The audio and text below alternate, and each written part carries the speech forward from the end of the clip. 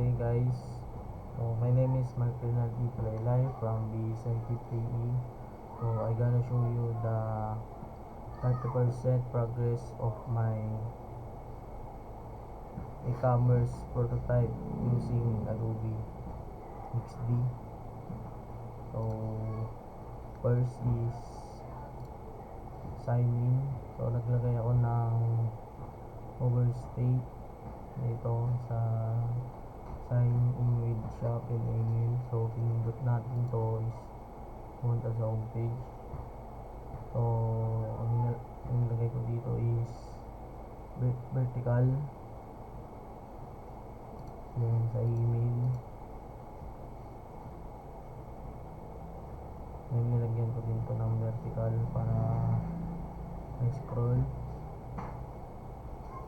Home, pinindot natin itong shop, punta dito. So ito yung aking product, clothing. Naglagay ulit ako dito ng overstate, then add to cart natin, and receive to check, then punta sa Gmail, email address.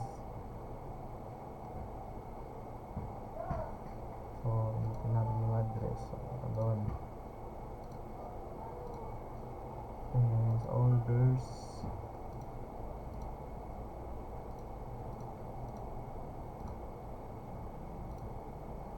and sa wishlist.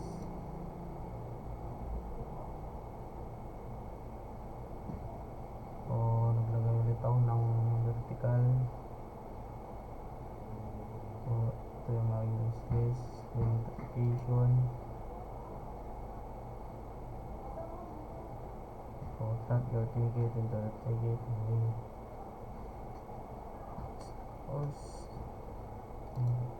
stop.